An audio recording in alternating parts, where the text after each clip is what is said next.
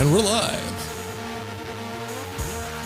Oh, yes, indeed we are. Ladies and gentlemen, boys and girls, what is going on? We are getting ready for a Linux Weekly Daily Wednesdays. It's on Wednesday. Can you imagine that? Strange time, right? Like, what? What's going on? Maybe there's a coincidence. Maybe it's not. But how's everybody doing? We got Hello, everyone. Tuesday about this week. Oh, hi, Art Theron. I'm just getting some levels adjusted. So, yeah. Oh. A couple of things happened since last Wednesday. And, Yeah.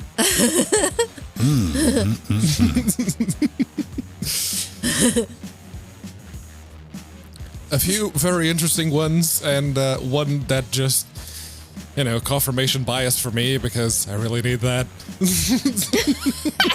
That's so true. Aww.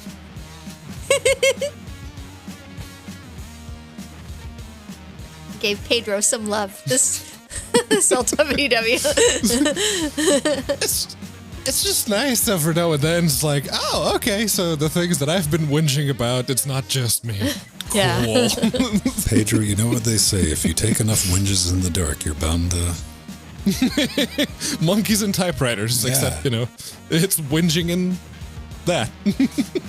That's when you do the appropriate victory lap. See, I was right along. Think about that one. Shut up. Yeah. Let me have my True. hollow victory. So I'm just doing some social media things. Okay. I think I put a tweet to go out. I was talking about that earlier, so I hope I didn't forget. I did not. Cool. There we go. I got that out. So, well, something I saw a little earlier. Let me see if I get a link to it. Can I find a link? Twitter, it'd be a lot easier. This is why I use TweetDeck instead of the regular Twitter web zone, because... Okay. Never before have I run across a thing that said, talk about Intel without using the word Intel. Josh wrote a thing. It's like, why would you release benchmarks of a not fully baked OS that has incoming performance patches for a competitor's product? You know you have to work with tools you're given, but this puts the worst foot forward. Wintel. Wintel. Which I didn't look. There's no reference to what is being addressed, but my brain immediately went, you're clearly talking about Intel. Like, there's no way around that. That's 100%. And the governor patches for the heterogeneous Yeah, those architecture. came out Tuesday. Yes.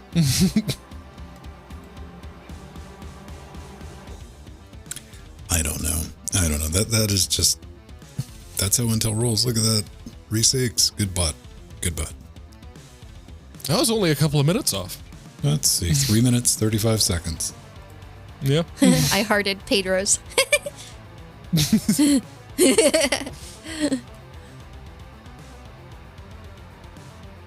Yeah, no, those tweets, I've been trying to do a different one every single time, but I've caught myself writing the exact same tweet that I had written at some point. It's like, why am I getting deja vu? Ah, right. Tap another one. I just keep them the same every week, but I put the new thumbnail from last week. All right. That's how I do it. Oh, Add a that's little what I something forgot. different in there.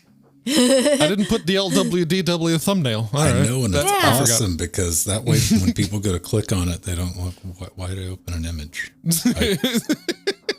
I clicked on a link to go to a thing. Why do you want me to... What? It's just because the Twitch never puts the thumbnail there, so... Arthurian. Fedorf. This is from Fedora.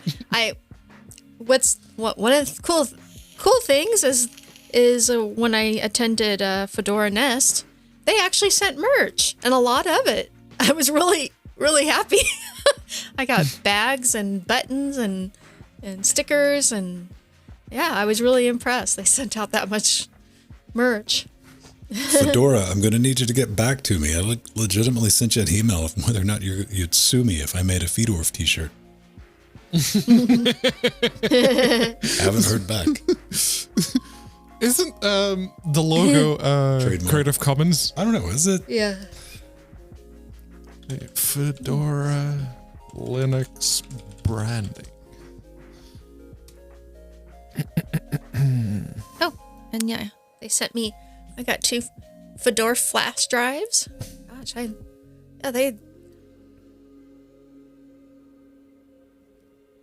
How about they license? sent out a lot. I was surprised. 'Cause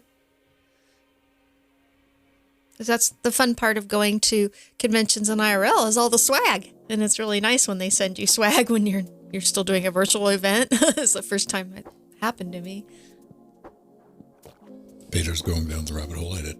It's kind of fun to watch from an outside perspective. To eventually you'll get to the point where you're like, yeah, I'm probably just going to send him an email. Yeah, because I'm reading the wiki. It's like, okay, how about you just give me the license? It was wonderful, Mir. Yeah, I'm looking forward to next month. It's been so awesome to be able to do that.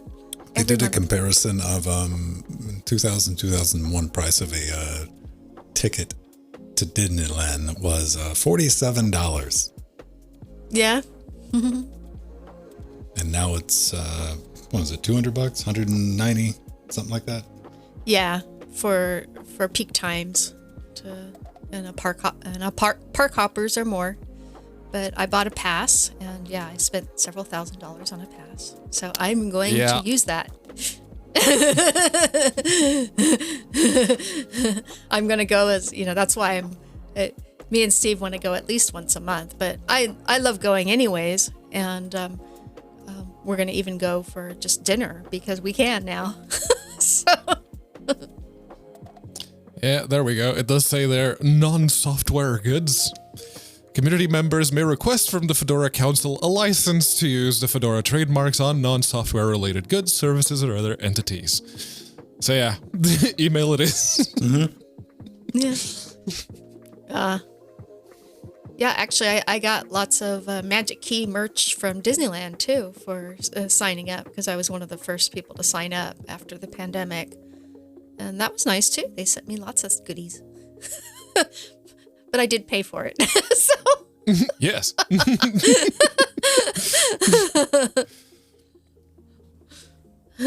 They very much want to reward that kind of behavior, so yeah. Yeah. No, but it has been worth it. So if we go 6 times a year, then we've paid for it. So, and we're going to go more than that. So it's worth it.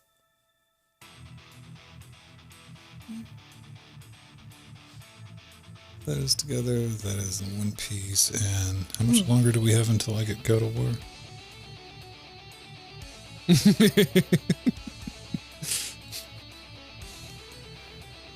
I'm looking forward to it. Apparently, Bloodborne is in fact coming, so now I'm going. Ooh. I want to play. I still haven't finished Sekiro, but Sekiro. But yeah, it's I want me some Bloodborne. I do. Yeah. You know, I think for the first time this good. week, I mean, it would have been a legitimate. I went to start to buy something without even checking to see if it had a entry on ProtonDB. I'm like, yeah, it'll probably work. Whatever. Fortunately, I was like, wait a minute, go check your humbles. And I went to the humble, now 19 pages of unredeemed keys. Yeah. And found it. I know. Because it's got a search. I bet. Mm-hmm. I have about 10, so I figure you have even more than I do. Mine grows every month. Just gets longer and longer and longer and longer. Yeah. I haven't bought a bundle in a while, and I'm mine. not subscribed, so. Yeah, I've been getting through mine because I've been giving them away with game giveaways at Destination Linux, so that's been nice. Because so many of them are duplicates of what I already own. Like a lot of us have duplicates. At this point, I got duplicates of like what I have in Humble. Yeah.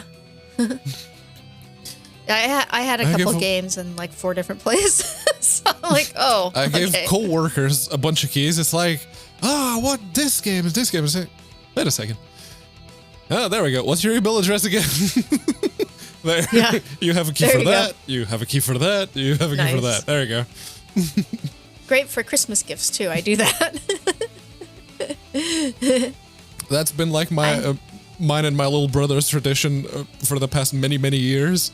Is Nice. we go to each other's wish list. It's like, you get that game, and you get me this game. Like, there, done. All right. Yeah, there you go. I know I one will thing do I tried that. earlier this week was Metro Exodus Enhanced Edition. I was watching the conversation back and forth. It's like, the aspect ratio is broken. How does that break? What year is it? It's letterboxed light. It's got some black. I mean, it's still in widescreen, but it's smashed. And Like 1610? I don't know. In 1610 and a 16:9 screen, you get the pillar boxes. Let's be honest. I got in it and I wiggled the mouse around a little bit. I'm like, yeah, all right. I'm sure some of that's ray traced or something. All right, I'm done. That's when you go find a puddle. It's like, what's the reflection like? This is the whole thing, man. And I'm sure it's awesome, like ray tracing and all that. I've never been excited about it, and I said it when Jensen was first rolling out the 20 series, like real time ray tracing. If you got a point on the picture, the thing that you're supposed to be looking at, it's not that impressive yet. Maybe it will be one day, but for the performance straight off, no. Where I'm interested is DLSS. Because I had that legitimate experience with the latest version of Doom. Where I cut that on and I put it at UHD on a 2060. I'm like, oh, I get this. Oh, I get this real hard right now. Yeah, all right. I'm playing 60 FPS on a 2060 at UHD. And the best my little monkey brain can tell, and it's like visually, can't tell the difference. Especially when it's in motion. Like, but if you pause on the screen, you zoom up and you see that one. Like, get out of here. That's why Proton GE is basically the version of Proton that you should be using. FSR, all the things, and you can set the FSR strength via environment variable. So yeah, do you want really crisp? You're rendering it at 720p and you're playing it at 1080p, and you can actually tell us like, okay, this is upscaled, but it looks good. That's the thing, man. Strange times, and this type of technology is going to get more and more, considering we're coming up on 2022, Pedro, and we still can't buy a video card anywhere. Yeah. No, don't exist.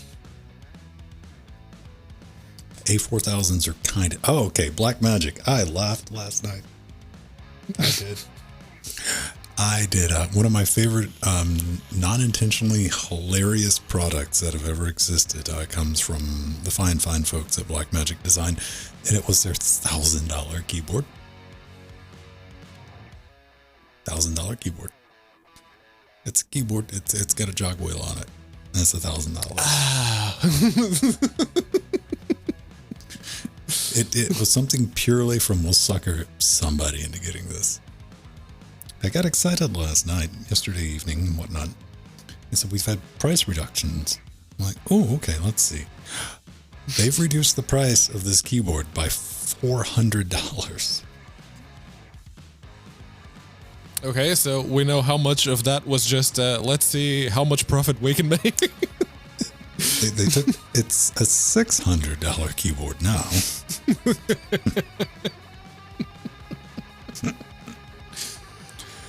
Like, get all the wrecked. You're still not, unintentionally hilarious. They did it with see this little thing over here? Like this? Mm-hmm. Like, this has got faders and all this stuff on it. It's not a mixer. It's an audio, it's a control surface. It's all MIDI. It controls software. Blackmagic came out with one this year. Like, in this, I got this for like $100 used. And they were showing it off, in their live stream, and I was looking like, Oh man, knowing black magic, and I was thinking about the keyboard. I'm like, you're probably going to try to charge like $500 for that thing because it's kind of dinky looking, and like $9.99. Just good luck. It's priced for business. It's No, not it's priced not. for people.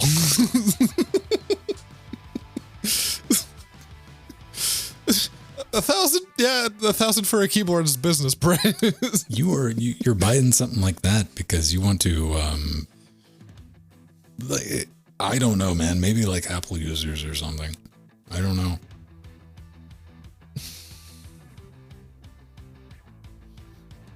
I don't know. Again, I want the keyboard. I want a keyboard like that. That would make me ludicrous, just happy as I could be, because it's a very functional keyboard, what they've designed. Mm-hmm. But it's not $600 worth of functional. Yeah. Like, here's the thing. Like, if it was $300, I'd be telling you right now, like, so I ordered a $300 keyboard, and I'm not proud of myself. But that would have been the lead in today instead of like, I'm still not paying $600 for a keyboard.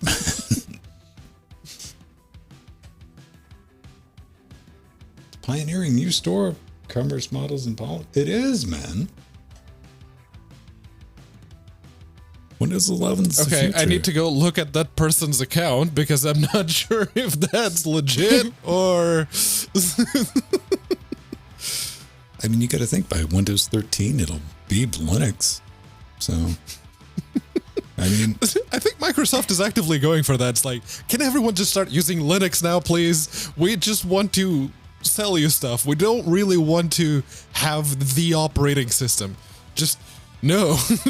Yeah. well, that's like one of the things Satya's like big on. He's like, yo, let's quit trying to rule everything and let's turn into a services company. Like IBM did. Yeah, Arthur, and I saw that tweet too, and I laughed. Yeah, no, that is straight up a 100% legit tweet. It's not sarcasm. He's not making a funny. That is serious. My God. Yeah. So did he get paid for it at Steve least? husband, where have you been? At work. I mean, he is the lead comms person for Microsoft, so See, that he is getting paid for clears some that. things up. All right. I just didn't believe a rando would willingly say that, non-ironically.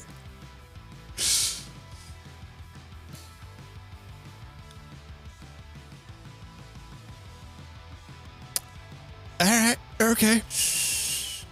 He gets paid to say stuff like that, so yeah, okay, fine, whatever.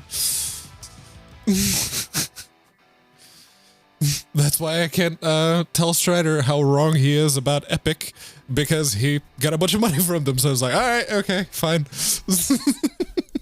See, Pedro says that, but if Canonical walked up and just dumped money in front of him, Pedro would come back next week. He's like, you know what, snaps aren't all that bad. Yeah. I mean, we both know That this. would need a lot of money.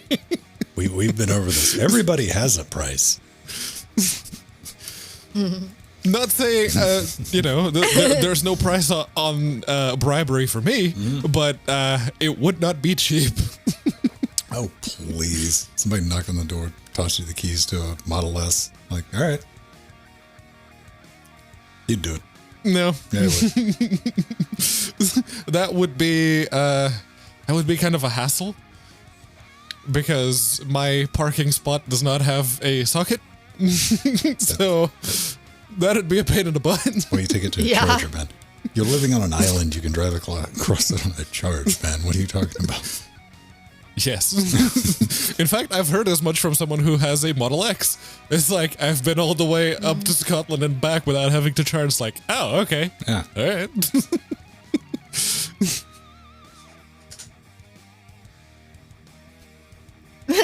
Steve Steve. That's funny. So we got that. All right. Let's see. It's about 4 minutes. We'll get going. There we go.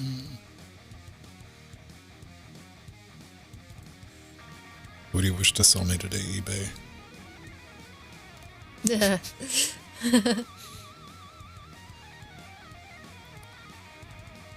I've been basically filling up my watch list on eBay with stuff that people seem to be a little deluded as to how much they should go for. Mm-hmm.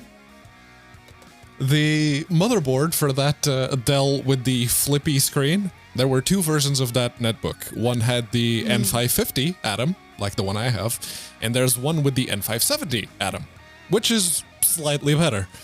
And I was looking, okay, so maybe I could upgrade it and make it the best version that that netbook can be. There's exactly one listing on eBay for that motherboard, and he wants £50 for it. That's £20 more than I paid for the netbook, and it was working. No low balls, no low. I know what I got, man. And you look up like that netbook and you see all of the completed sales, and they're all around 20 something, 30, 40 pounds at the most. And he wants 50 for just a motherboard. No cooler, no heatsink, no fan, nothing. Just a motherboard. So the strategy Pedro's implementing is something that I do myself. It's you watch it and see what it goes for the next time it gets relisted. November 23rd. That's when that listing expires. So we're going to see. One of my favorite things to do on eBay, and now Mukari is another service I've really been enjoying, is that the sellers will bring down the prices, if you're on their watch list. So, they said, oh, we're going to offer you for $10 cheaper. Do you want it? So I keep waiting for like some of the really hard to get items. I wait for them to come down in price first before I grab them. That's been my technique. I've gotten a few of those every now and then. It's usually for batteries, for the replacement batteries, because old laptops, the battery is never good. Oh, yeah. So I just watch all of the replacement batteries, and every now and then it's like, oh, you get 20% off if you accept this offer. It's like, buy, give me. Yeah. There, done. Yeah. That was really nice when they started doing that.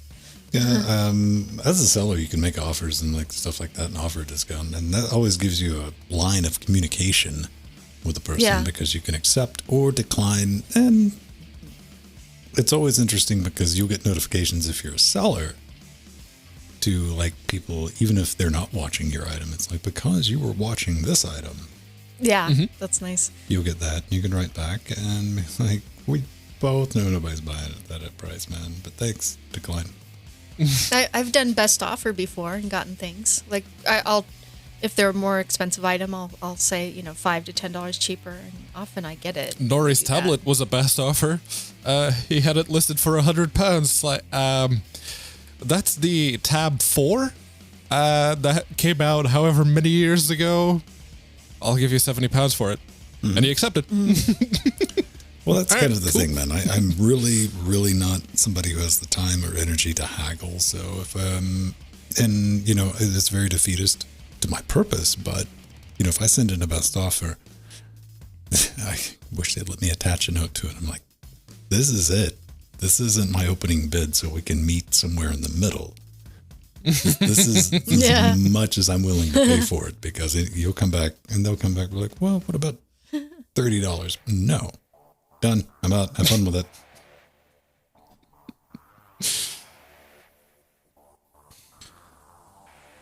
You on eBay, Mike? Yeah, I'm sure people do, man. I'm sure people do. I'm sure a lot of people do that, yeah. Yeah. This is breakfast, man. What are you talking about? Yeah, that just looks like breakfast in the Tesco's cafe. Yeah. Toast, beans, egg, and tomato sauce, yeah.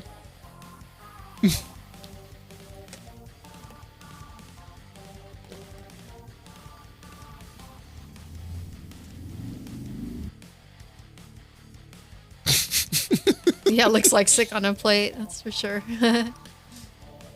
That is very much something that I would not mind eating. I do not have any negative feelings about anything that I see on that picture.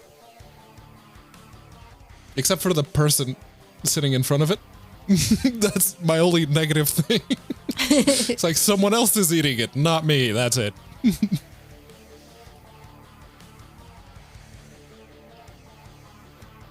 Why would you buy an NVIDIA card? You want to buy an Intel card. Team Blue. They keep delaying those. I get it. They want to build up a bit of stock, but come on.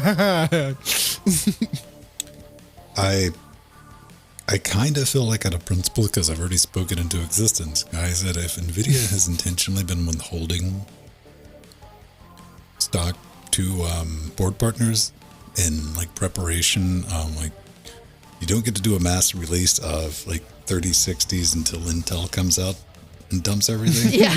And Yeah. I've already Now said, bring those man, prices down. no, man. I mean, There, this done. is the whole thing. If NVIDIA comes out like, hey, look, now they're just buy them on our store all day long. Now that the Intel, I'm going to buy the Intel card, but the modifier is I'll be buying it out of spite. Mm-hmm.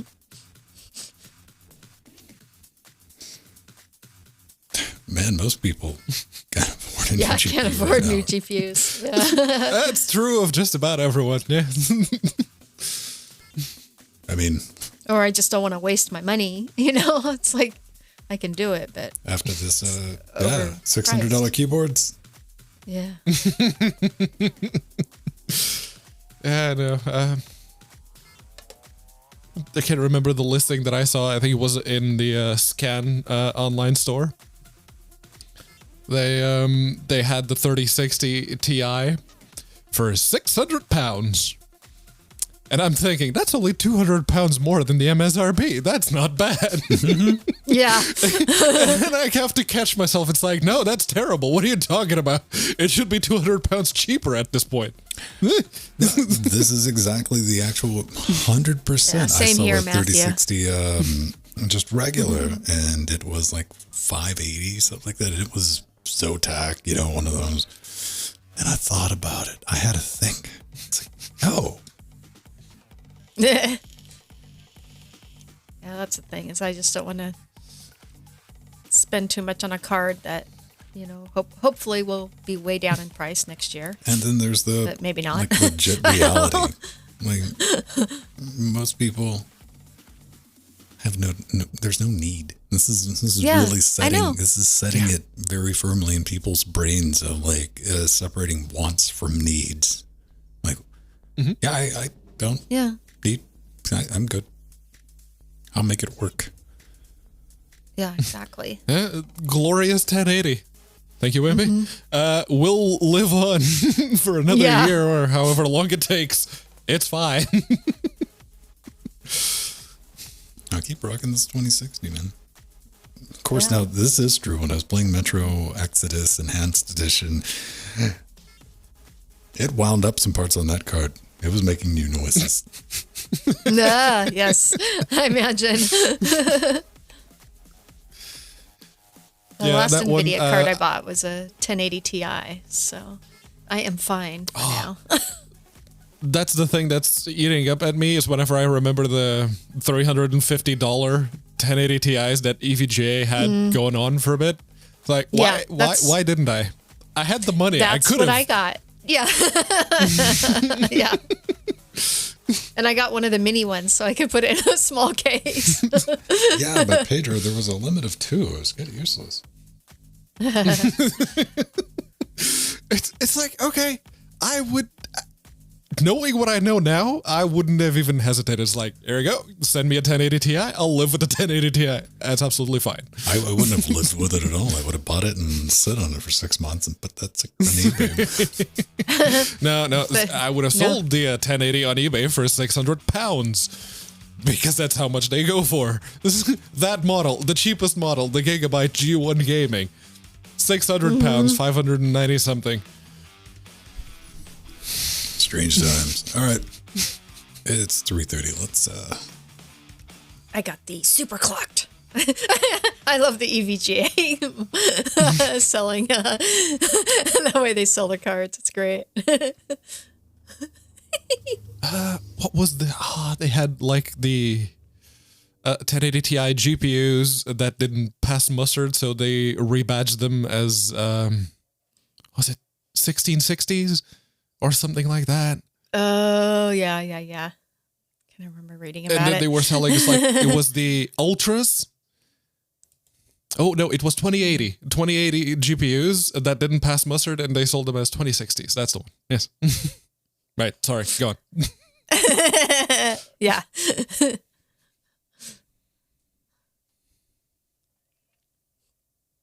There we go. All right. No surprises. Good to see.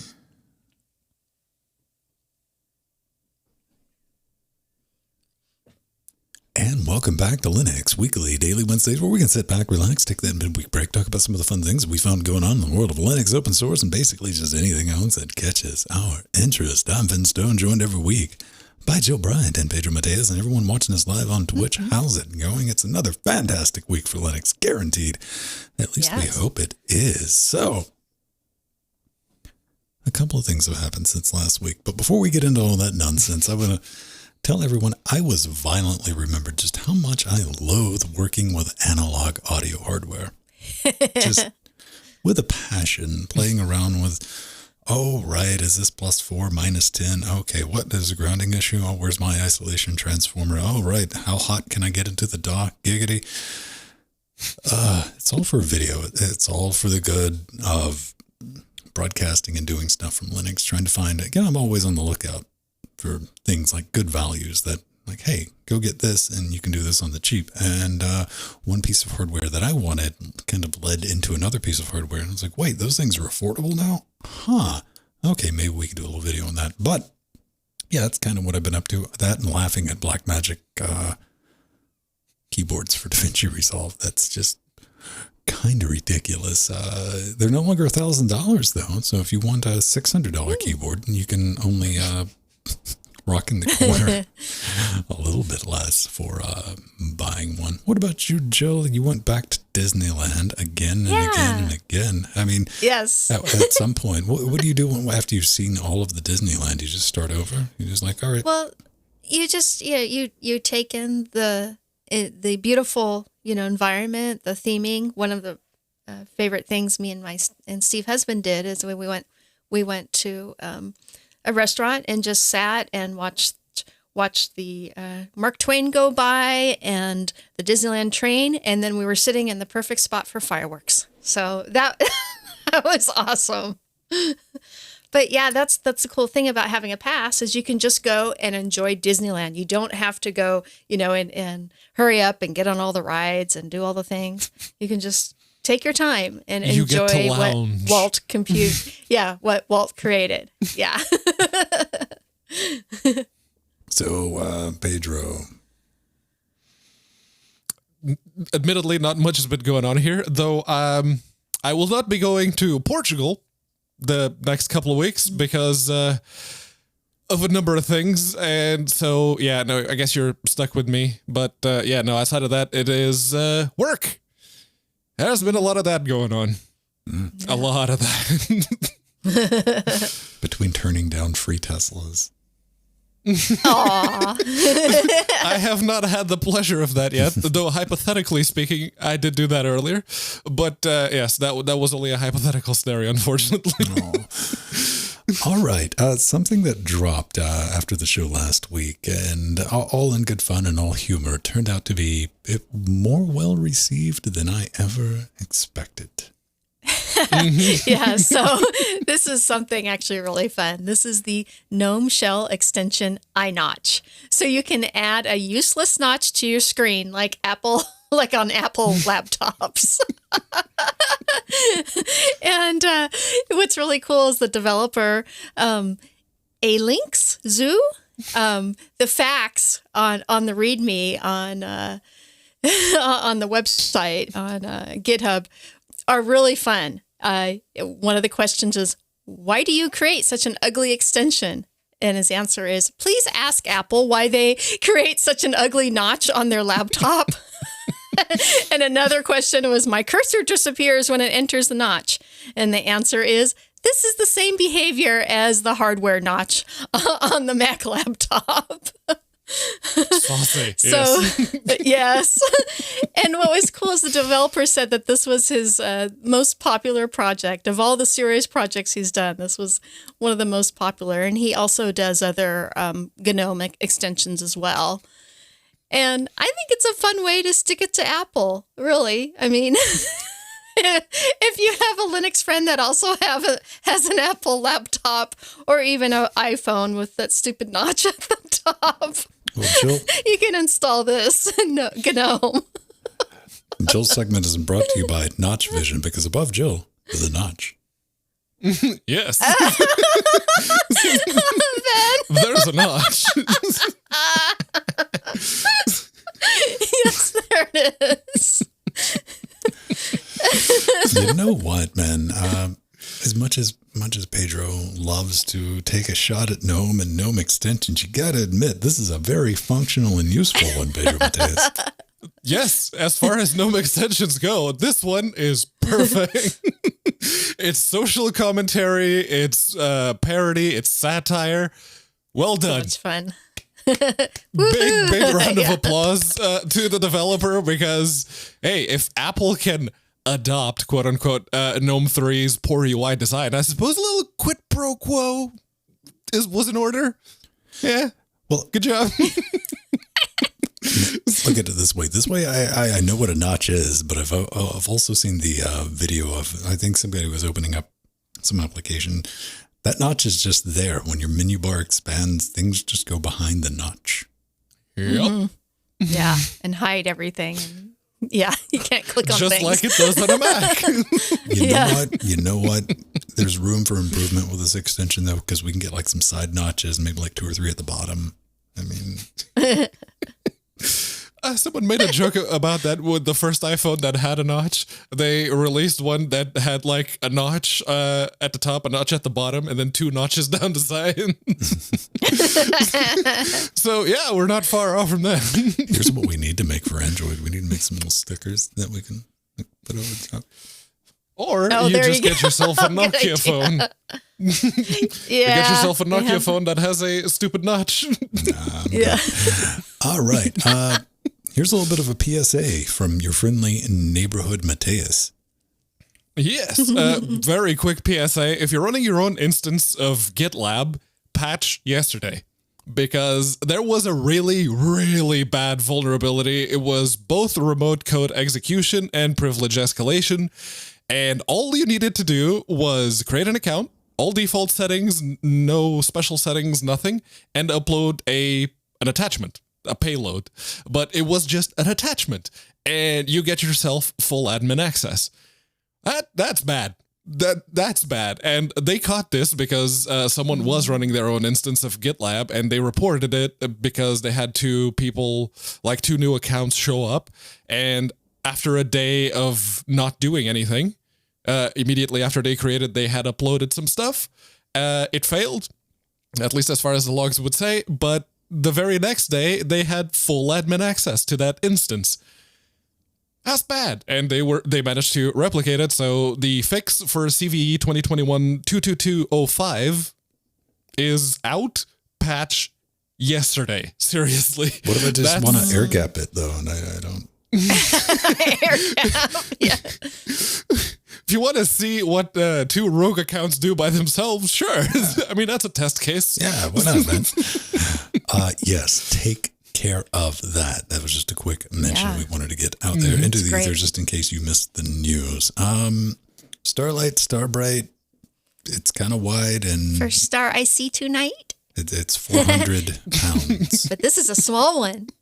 Okay, this is the Starlight, a small laptop from Star Labs with an 11-inch 1080p matte IPS display. And it has just been released.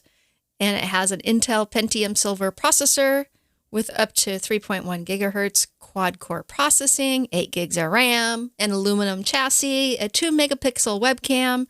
It's fanless, has a backlit keyboard and a nice big glass touchpad, and an estimated 8 hours of battery life. Pretty good. And it has a sweet price of 400 British pounds.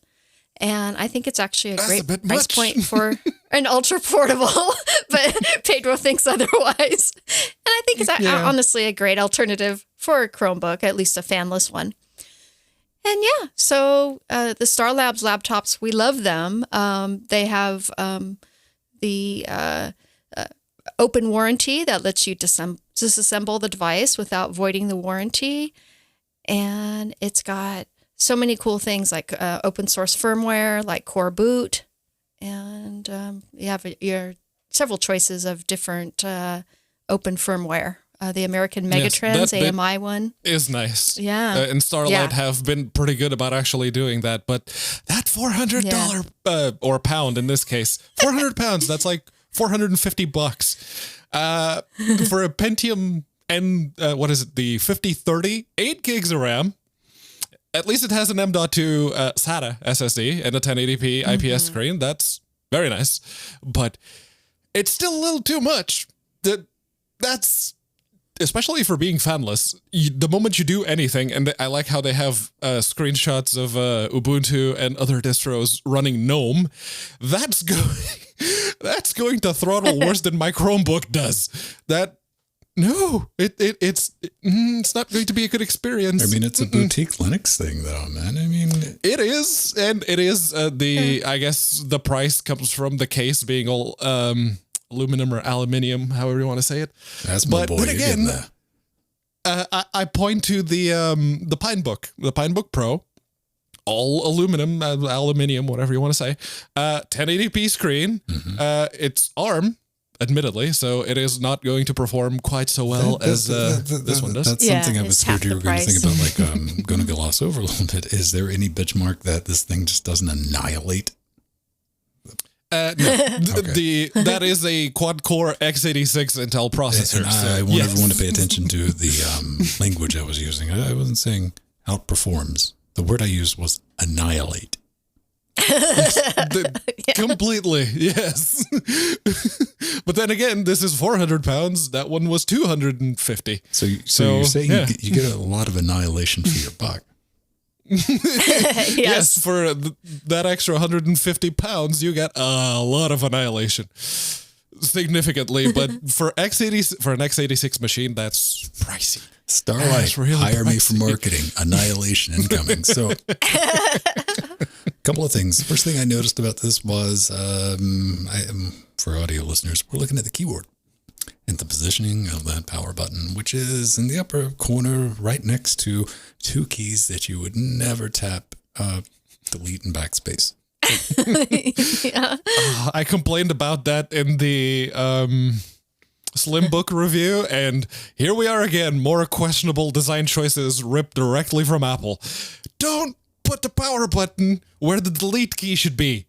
Stop. Yeah. Also, I'm going to call you guys out a little bit because you changed it, which is good. But this originally said go to the Wayback Machine. It was gallium nitrate originally. I was like, what is gallium nitrate? And I looked it up and like, nitrite? No, man. Nitride is what they've changed it to, which is, utilization. That's the correct one. Yes, this is the correct one now. So at least it's been fixed. Yeah, 400 pounds. I mean, it's a netbook. Like, I get it. I don't think that's completely out of the question for something that's fanless, ultra portable, and it has got a big chunky glass trackpad, and it's got a 1080p It's under 500. Yeah. Yeah. I mean, it's got a very nice screen, too. It meets your requirement. And they said, what's the maximum we can charge for this? Someone. Yeah, no, that is right at the nope line. But looking at the specs of that and going, I have an 11-inch Chromebook that has the N3050. That's not what they were looking at. Celeron processor. They pulled up the pedometer and it was set at $400. Yeah. 400 currency units. Mm-hmm. It usually happens to be whatever currency because it is a one-to-one translation, even if the pound is worth slightly more. I want everyone to check this out. You can choose your pre-installed distribution, and listen, you get more than Coke and Pepsi here, man. We have Ubuntu, Elementary Linux, Mint, Zorin, MX Linux. Basically, you got a bunch of copies of Ubuntu that you can install, except for Elementary. Yeah.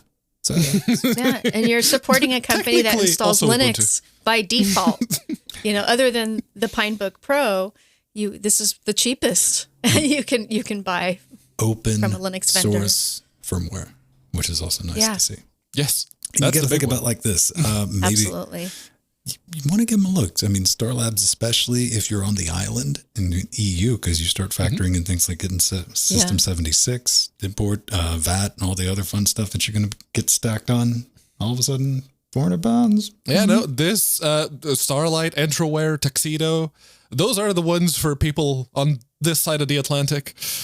Yeah. Those are the ones that you need to be looking at. And I guess if you must get an ultra portable that has to be fanless and you want a 1080p screen, everyone kind of does nowadays. That's like the minimum. So yeah, it's still a little too much for me. Well, you got to look at the entire category as a whole, like the Ultra, the netbook, and that lunch has kind of been eaten by tablets. Mm-hmm. But hey, maybe you like retro computing. and their prices are actually their prices are actually, Starlight is actually, they're kind of middle in the road compared to the other Linux vendors. So they actually have very good prices overall, very even on their high end a systems. Boutique vendor. So yeah, exactly. All right. So this is kind of interesting. Ran across this earlier this week. Writing a Linux compatible kernel in Rust. Too long, didn't read. It's happening. I'm writing Linux in Rust just for fun. It does not aim to replace the Linux kernel, to which I will say laughs and Torvalds. Because something like this has happened before and it will all happen again, kids. It absolutely will. Because even comes and he points out, he's like, hey man, this is just a hobby project. I'm just playing around. You know what other operating system started out as just a hobby project and just playing around? It's not big and GNU. It was Temple OS. It's not going to be big and professional like GNU. Yeah. That's right, kids. Temple OS. Temple OS. Sorry, I had to repeat it because these two yahoos were stepping on my joke. Sorry. So, is Rust good for the kernel land? I mean, we've had some discussions about this, and we've seen this go back and forth. Is Rust as efficient? Hey, but it's memory fixed out of the box. Not performant. It's getting there. I don't know. This just seems like something that I wanted to keep an eye on. Bigger binary sizes and all that. All this is true. But again, hobby project, just playing around. But this has gotten a lot of interest. Yeah. Because I always like to be, when you think back, you're like, oh, I was there when it all started. And I was talking about it in the pre-show. Patrons, go listen to that if you want the full story. But years and years and years ago on Reddit, in a very active thread, I mean, it had like 70 comments in it. It was amazing. It was large at the time. We had an onion on our belt. And there was this guy, but we were playing around with his new website, and he was like, it kind of works. Here, check it out. That website that we were commenting and doing feedback on was called Imager. So I always like to be around like when something starts and, maybe 20 years from now, like I remember talking about that when the guy was just a hobby project. And lo and behold, we have Temple OS too. Now in Rust. Yeah.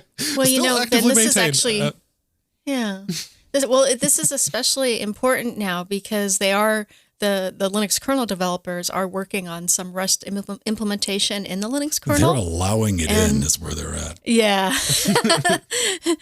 So, I'm sure Linus is going to be looking at this. And the developer, Saya Nuda, actually needs developers to help him write this Rusty kernel. And I think this would look great on anyone's resume, and Linus would be very impressed. So if you're interested in Linux kernel development, this is a good project to work on. It's there. It's up on GitHub. You can go play with it. All this is going to be in the show notes after the fact. But I mean, a couple of things are currently running. I mean, as far as compatibility with, it will run some unmodified Linux binaries, Pedro. Now, how much would you pay? Right now, nothing at all. This is very much a sit back and watch, see how it unfolds. But yeah, no, that's very nice. That kudos. Probably, you mentioned performance earlier, Event. Yes, it's Rust. It's the memory / segregation or separation of processes, even in individual kernel threads, could be very good for security. Could be very, very good for security, but the performance will inevitably be impacted by that kind of stuff. Less as time goes on, but that's inevitable. Well, I mean, you're seeing people have to revisit performance a little bit because you got to say probably the last decade, we're just going to throw more cores and more megahertz at it. More RAM. And speculative execution. Oh, that was a bad idea, wasn't it? There's that, but we also kind of run up against like the performance wall for like non-exotic cooling solutions. I don't know. So this next story is something that I was very interested to see because one thing, deleting a directory from the terminal, it's something I do about every other week with OBS, but I still feel like I'm entering launch codes anytime -RF comes up. Like, yeah, and not sudo, just like doing it in my home directory. Like, wipe everything out. But even if you do that, it may no longer be a problem. Yes, you're not the only one in being worried about that. No. Rob Brew was very much, speaking from, at least from the little blurb that he wrote on GitLab, save my bacon. It is a teeny tiny little shell script that, as he puts it, could save your career. And yeah, it is, if you accidentally rmrf /* Steam, you may have a bit of a chance. Everything that gets deleted in any bash instance this just loads from your bash RC. So everything that loads from your bash RC, which is most of everything that you run as a user, will be saved in the new recycled conf. And that will hopefully give you a way back after you done goof your system so bad that your entire home partition's just gone. You may very well have a chance at recovering. So if you do a lot of terminal work and that is something that has happened to you or you've been very afraid of because you've heard the horror stories, save my bacon on GitLab. I actually, when I first read this, I'm like, this is incredible. This is something a lot of people have needed, because then you don't have to ever worry about typing rm or TAC-RF ever again in the terminal and deleting your system. So this is a nice backup. It's nice to have that security in the terminal for sure. I don't know if I necessarily call it like a reliable backup so much as like this is better than nothing. It is a Hail Mary, yes, and you probably won't trust that user profile after you've recovered it after accidentally deleting it. It's a better experience than having to Google search data recovery on ext4. Yes. True. Yes. This is true. All right. I made a thing and I put it up. Patrons have had it for about a week, but I've released it to the public. Pedro, tell me about it. It's that was kind of a curveball, but yeah, no. Ven does a bit of a series called Interfacing Linux, where he plugs stuff in, goes, "Oh, that works out of the box. Well, that's no fun," and he pokes at all manner of audio interfaces. This one is the YouTuber special, the Focusrite Scarlett Solo, the 3rd gen one, and well, Ven had a bit of a poke at it. You can see those magnificent lanky hands right there, pointing at all the knobs. There was a definite lack of twirling the knobs. I was disappointed. But if that is something that you've been looking at and you want to use it with Linux, as a very good article that goes along with the video with all the technical bits. So yeah, have a look. And it's been a fairly popular series. So you can see me rock out. I play sweet tunes. Yeah. Yes. Sure a lot did. of people were saying, confirm, Ven can in fact play the guitar. Oh yeah, he's played it on several occasions. Either Several that videos. or like, yeah, for somebody who owns as many guitars as I do, one would hope. I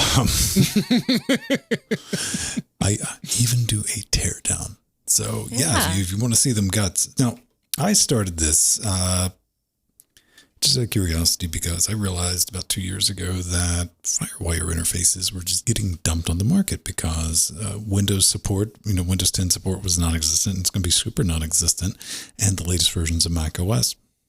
And these manufacturers are getting rid of their audio interfaces. Well, support for them on the new operating systems. One, because, hey, we want you to buy the new thing we made. And B, it's just too much of a hassle to keep legacy compatibility. And it turns out, at the same time, TAC was doing a lot of work in adding FireWire audio interface support directly into the Linux kernel, whereas of 5.14, you kind of just plug it in and it works.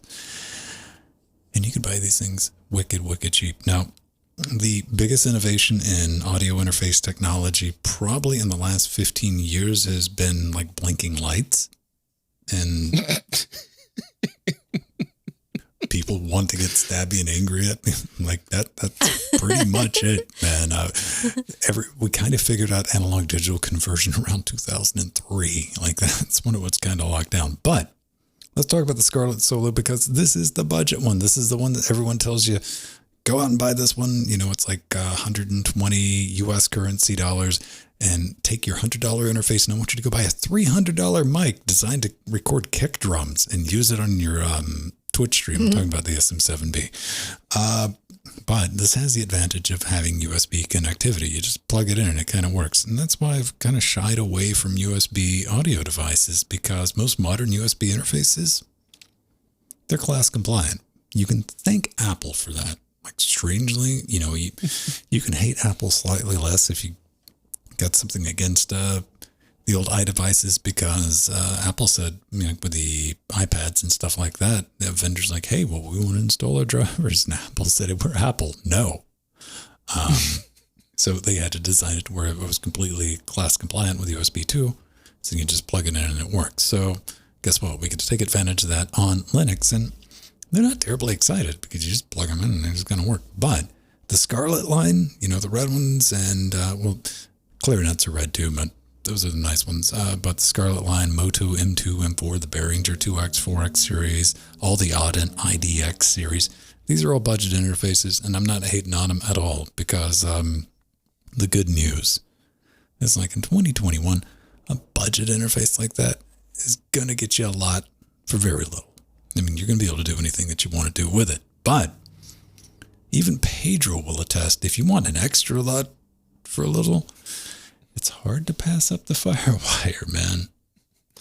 Yeah, no, as someone currently speaking through and listening through an Apoogie duet, and someone who's a big fan of the Apoogie one, because on Linux, USB, plug and play, really good microphone preamp. No, go figure. Both of those devices are super fun because both the Apogee Duet FireWire and the USB 1, Mac only. Out of the box on Linux. They do not work, or have they ever worked under Windows? Yeah. And my DigiDesign too, with my USB interface. I picked up for $25 on eBay. Too. Yeah. It's great. Yep. Yeah. They're great. Oh, great amps. But just keep that in mind when you're out purchasing stuff and buying stuff. And, at the end of the day, this is a perfectly serviceable USB interface. What did I give it? 9 out of 10 stars. And by that, I mean, that's what it averaged out to be after I fed it all the information in our little review thing. So. There's a 7. Oh, no. No, it's the price. Yeah, I don't think anyone's going to disagree with you there. It's the price because I make a point that for less money, you can get a audio interface with more features because Focusrite has a better marketing department in Behringer. And when you're at this price point, as I pointed out in the video, this is arguing Xbox, PlayStation on the playground. I mean, the difference is what color is it and who has more like audio holes in it. And that's all it is. Yeah, there's that. But if you don't want to play around with budget stuff and you just want to burn through some money, you can get an RME device like the one I'm using to record this show. But I went the budget route. I'm using one. I'm using a PCIe, not PCI, what I meant to say, from 2000. Well, they started making them in 2003, but they've made a new version. They're called the Hammerfall series, the HDSP, but the new ones are PCIe. And we've not had a good driver for them. The initial ones would work with the old drivers, but Army just released a new version this year called the AIO Pro. Didn't work on Linux at all, which was kind of sad because I would like to upgrade the one in the box from PCI to PCIe. I just happen to have a AM4 motherboard that had PCI slots. I'm going to constantly mix that up. But the good news is there's a new Linux driver and tools for the Army HDSP-E sound cards and extension modules. This is great. I was very excited. Then I got really sad because it comes with a new version of HDSP config, which for the PCI version, no screenshots. Come on, man. Nope, no screenshots. I thought I saw a screenshot at some point. Boo. Boo. There was a screenshot. It's built with WX widgets, so yeah. I think you can formulate you can what put it that together. might look like. Well, here's the problem. Like the original, okay, first off, gotta have love for Army. Deutschland represent. This is continuing a 20-year tradition with Army and Linux driver developers. You know, even back with like the 9632 that I have that was first produced in 2003, which they kind of got it right because you can buy one brand new in 2021. Army handed over, the secret bits and like, okay, here, sign this and don't make that public, but this is how this works so you can develop a Linux driver, which they did, which I'm using right now. It's built into the ALSA kernel.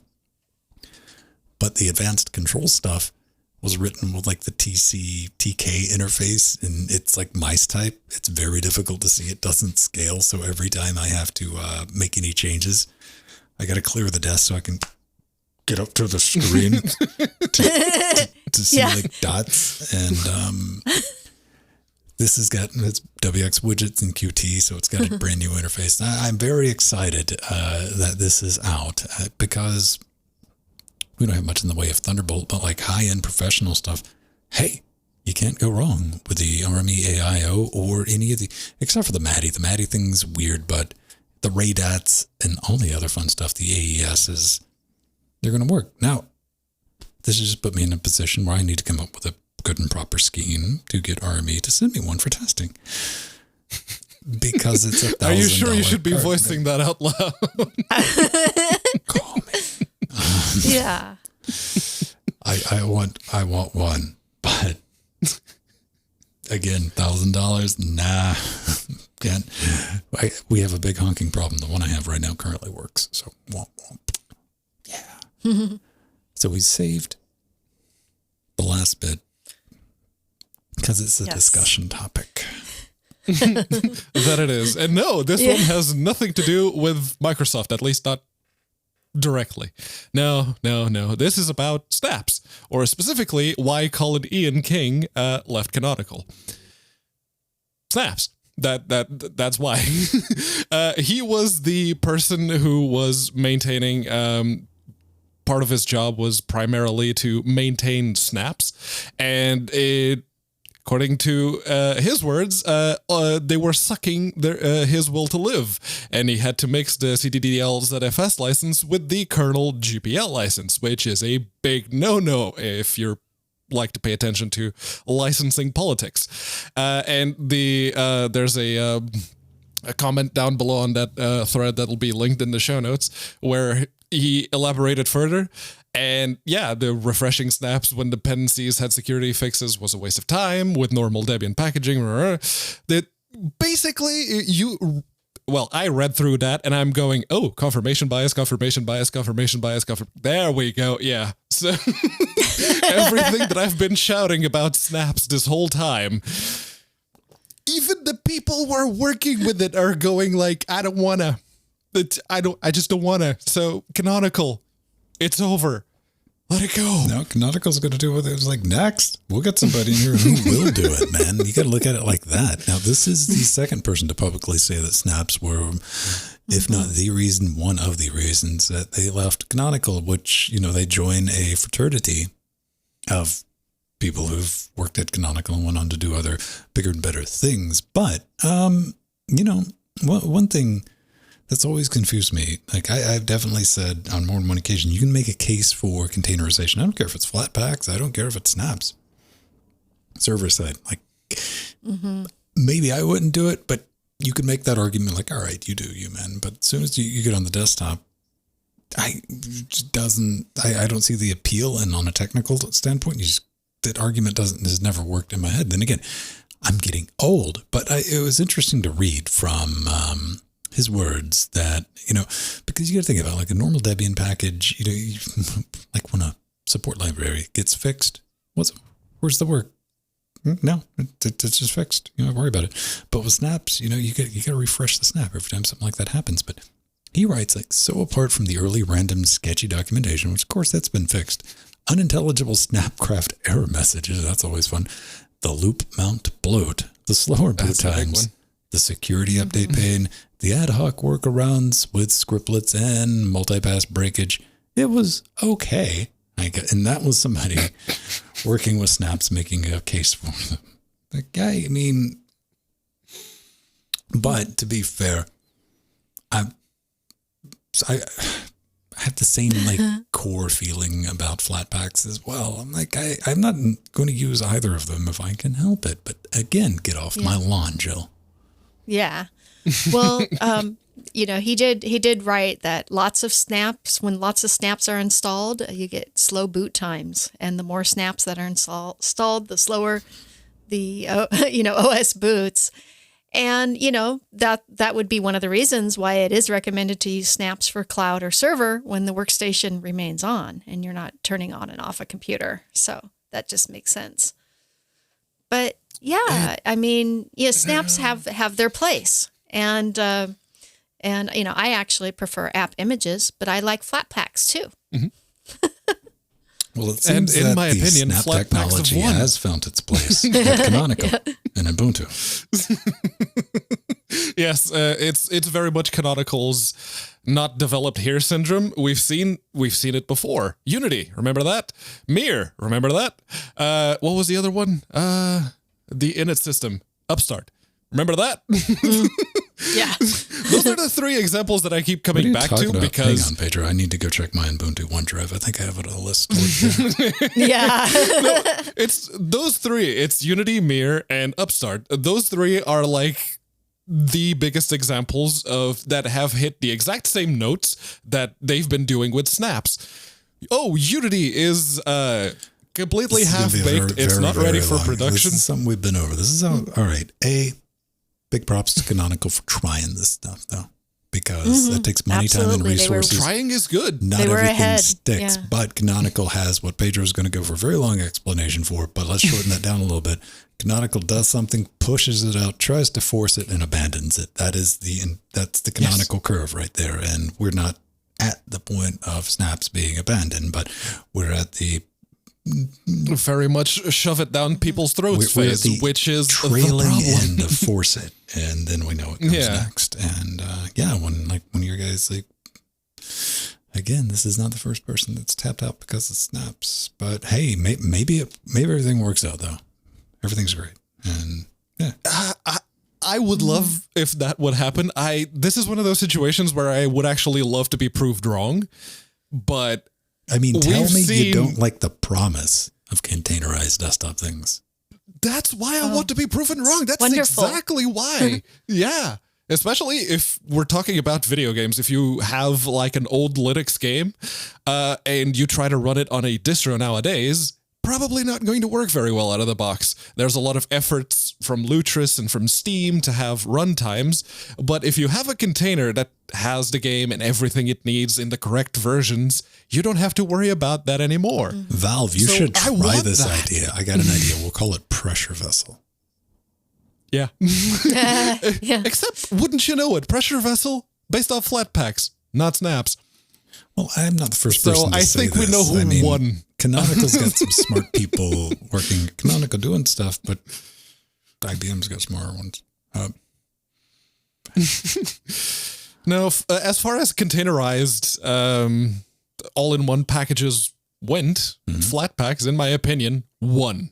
by a long margin. Not having the mount loopback devices that slow down your actual operating system's boot process because it has to mount all of them every time you reboot. Yeah, that's bad. That's just What are you bad. talking and about? then the What are you snaps talking about, themselves Pedro? taking What- 30 seconds to launch. Listen, you act like typing in LS and going, that isn't fun. Yeah. You see all of the mounts. It's like, what? Oh, each and every single one of those is a snap. That's the core. That's the snap store repo handler thingy. It's like, I want to know if things have gotten better, because I remember in the early days we were playing around trying to get OBS into a snap. And it's like, so, how do we get a plug-in? And I started going through the documentation of like, what would be like, no. To this day, pro tip, I don't care if it's snap, I don't care if it's Flatpak, stay away from containerized OBS. It's a bad experience. Yeah. Hey, look at it this way. Best of luck to everyone involved, and keep powering on. And we stayed away from the, what was it, Pop OS Holy War that broke out yesterday? See, I was very much sitting back and watching the two people involved going at it, because one of them I have a great big deal of respect for. The other one I didn't really know. But yeah, that was fun to see. I don't know. We're not going to get into the show, but I did have a moment of like, I've actually grown out of that.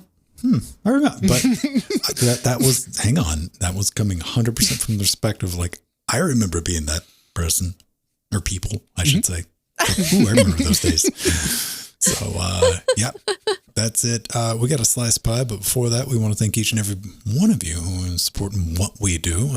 Kicking us going each and every week. We try to kick some extra stuff back. We got an extra show that we do just for our patrons, our pre-super shows, and that's available in video podcast form. If you like this is just the chewy middle of the show. We have Live and Uncut series. Speaking of that, Live and Uncut just went out for everyone on our new YouTube channel, the Linux Gamecast Live and Uncut, and you'll be able to watch this one if you're a patron after the fact later today in video and podcast form, but it'll go out for free a week from now, like everything else, because we don't want to put anything behind a paywall. But if you'd like some cheddar, because Daddy's got to buy $1,000 keyboards, and I'm not really. $1,000 keyboards, $1,000 sound interfaces. Yeah, man. Got to make it rain. But you can do that over at patreon.com/Linux Gamecast. We want to thank each and every one of you who lets us do this, because this is a really bizarre business model that I've put together of like, hey, we're just going to give you everything free. And if you like it, kick some coin, and we're not going to be reading ads every 10 minutes. And I think that's kind of a interesting way to do it. If you want some merch, we got that. We got the Patreons. We got the merch. Get a t-shirt. They're not overpriced. Look at that. $20. You can get Elks. $20. You can get some LWDW. You can get Frank for $21.99. Maybe a sticker to confuse and anger your friends. Hoodies. 'Tis the season. I got to order some new hoodie merch and all the other fun stuff. But stick around for your names in the credits, and we think the world of you. And linuxgamecast.com. There's a support button. Maybe there's something there you like. We need to get into a slice of pie. Ooh. Oh, okay. Yeah. Sunday is Halloween, so Ben had to put a bite me pie in there. It looks like a peach cobbler. Yeah, I think so. Ham. It's pre-baked. You can tell that it's still the crust is still moist. Yes. It doesn't have that brown crisp glow on it. So what if I wanted Ben. to take a perfectly good hard drive and put it in a box, maybe put a fan on the back, plug it in? It'd be a pretty interesting thing. And Jill, do you think there's a way I could get around to doing that with a Raspberry Pi? Oh, absolutely. So we have talked about the Raspberry Pi network attached storage devices before, but this one actually lets you use a standard operating system that you're used to, like Ubuntu, Manjaro, or even Raspberry Pi OS. You just add a Raspberry Pi compute module for a few hard drives and a Linux OS of your choosing. And you can actually pre-order the Pi box, a modular Raspberry Pi storage server, from Kickstarter for $2.50. That includes the case, circuit boards, LCD display, fan, and everything you need, and the Raspberry Pi 4 compute module already configured. Taking a look at Yes. this. It's time to ditch Dropbox, Google Photos, Netflix. So when your house burns down, you lose everything. Well, what's really awesome, the cool thing about this, and one of the things you're kind of paying for, is that their work on the Pi Box having its own app store, which you can install templates for a Plex, Minecraft, Nginx, or Nextcloud server. That's brilliant. So you not only get the box, but you get the software repository with it. Really cool. Yeah. And It is. they Go on. and they also have a hacker bundle for $100 that comes with just the circuit boards, and you provide the hard drives and the Raspberry Pi. So That's the big one right there. $100 for the baseboard and the daughterboard. That's it. That's not the worst. That's very nice. That's what was the Aragon one that had like the triangular shape? This seems like a much better value wise, but the only unfortunate bit is that it's only for the compute module. But if you were paying attention last week, the compute module is still available. But I mean, unlike the Argon, this was clearly designed by somebody who read the cliff notes on thermodynamics. Unlike the Argon case, which was like, oh, you just want to melt drives? I mean, yes. I mean, plastic that will everything. Do it. This has got cooling going across it. Yep. Yeah. Crazy benefit with ventilation. Yeah. And I like Go that it figure. has that LCD display with the stats on it. It's really nice. It's very, very as professional. long as you can cut it off.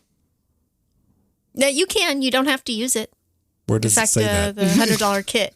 Well, the $100 kit doesn't come with it. So Yes.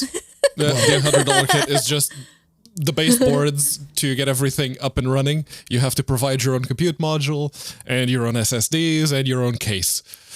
So, again, not a bad price. Not a bad price at all. We've seen much worse. Don't listen to a Margon case. I still love him. oh, we love the Argon. No, I did like love the designs Argon of triangular the one, but Argon. yes, not Yeah. for prolonged Argon, use. This thing's a thermal disaster on top of it, guys. I mean, just being honest. And thank you to Arthurian for finding this and several other stories we are covering today. Thank you so much, Arthurian. Vulcan on a pie. Why? Oh, yes. Woohoo. This was actually one of the things that we were discussing earlier in the week on Discord, because one Matthew Commandant brought up the fact that a lot of ARM devices can't play with Vulkan. Well, the Raspberry Pi does.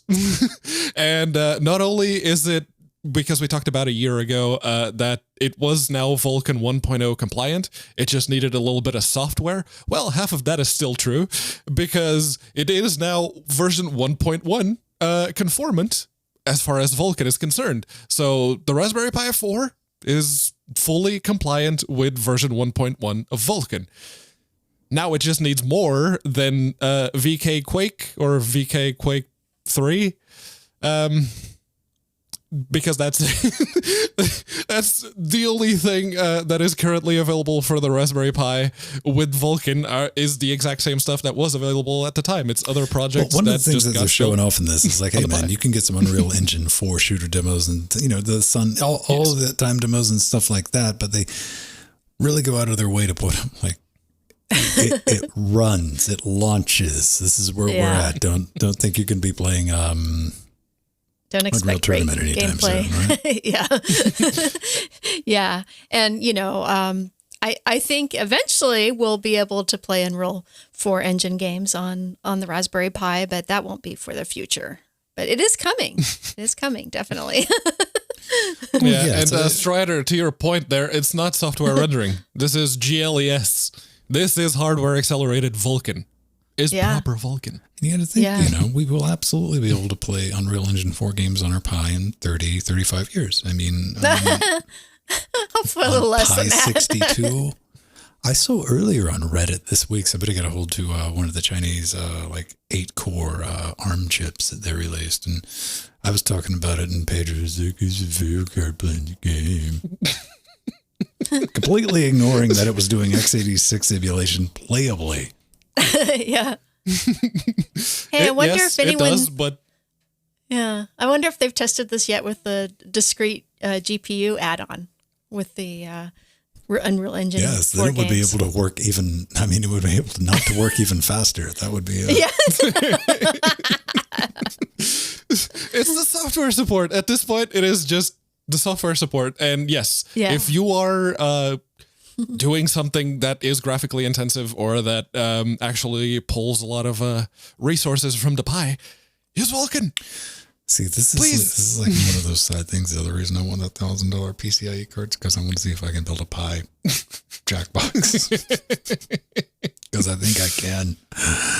Ladies Yeah. and gentlemen, if you want to tell us about any Pi-powered projects or Linux-powered open source thoughts, hints, allegations, you want to send them our way, we'd love to hear about them. Best way to do that is head over to our webzone, linuxgamecast.com, hit the contact button, select the show LWDW, and share your thoughts. You can also leave comments on YouTube or Patreon, and these posts are Yay. made there. We'd love to hear from you, but time is short and we gotta go. But we enjoyed hanging out with you this Wednesday. So, as is tradition, before we get out of here, let's roll some credits. Oh. Thanks again to our wonderful advisor, Artheron. We love you. Yes, You are Artheron so is awesome. the biggest contributor of random stories that we cover on the show. Absolutely, absolutely. undisputed winner. And thank you to Yaki Yam for the follow. That was awesome. Thank you very much. Yay. Yaki Yam. We love all our patrons. Here's the Chicago Kicks. You know what, patrons? Our sea monsters. But Yeah. I'm not supposed to say it. I think but is acceptable. Oh, because I saw that. everyone Ben, I saw everyone the has a heart butt. mat. I saw the heart mask. No, what you meant to say, Jill, was after 3 weeks, you saw the heart map. Yeah, I just not understood. Bye, everyone. We'll see you next week. Bye, everyone. Love you. I happened to look right at that time at the screen. That was cool, Ben. Yay, fun show.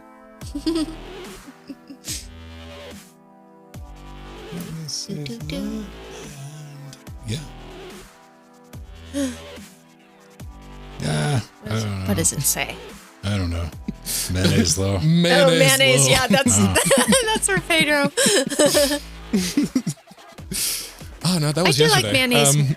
I do like mayonnaise mixed with stuff. Like mayonnaise with ketchup is nice. In the U.S., a lot of our hamburger chains do mayonnaise and ketchup together. Nori wasn't feeling like having, full dinner last night. So I just made some toast for myself. So we had whiskey. And, No. I had whiskey too, but that's not for dinner. The Appetizer. no, what popped? Yes, what popped head was Iculus. It's like, oh, let's make an Iculus. So that was my dinner. It was two grilled cheese sandwiches with mayo. I've never had mayo. I'm good.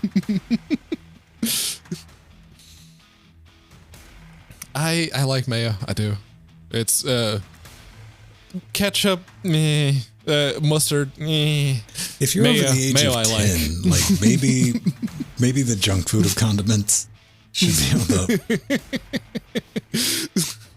Because, I mean, listen, man, I'm sure ketchup is fantastic. I mean, I've tried it. It's just, it is red tinted sugar goo. Yes. Yeah. It's fructose, and sucrose. Fructose. Yeah, sucrose. Yeah. I just imagine you're like, hey, man, shut up. Leave me my ketchup alone as you dip your Tindy nugget in it.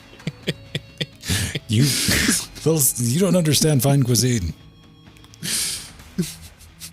No, honestly, I think my favorite is aioli. I love aioli. It And was that's what's pretty cool. good. At Disneyland, everything has aioli on it. Makes me happy. Sorry, not sorry there, Testman. Yeah.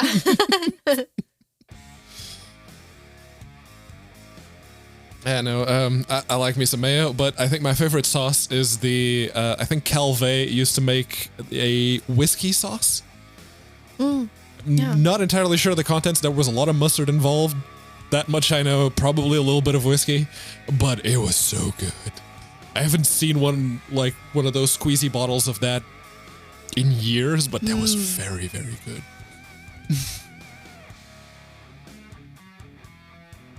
Let's see. Calvé whiskey. Ooh, let's make everyone happy. Come on, let's play game team. I do like Grey Poupon. The first condiments you should always leave on store shelves. What do we think number one is? Place bets. Miracle Whip. It better be ketchup, that's all I'm saying. It's the fake mayo. It's Miracle Whip. Miracle Whip? Yeah, everyone buys. A lot of people buy French's, and I can't stand French's mustard. I like the other kind of mustards, but. Number one.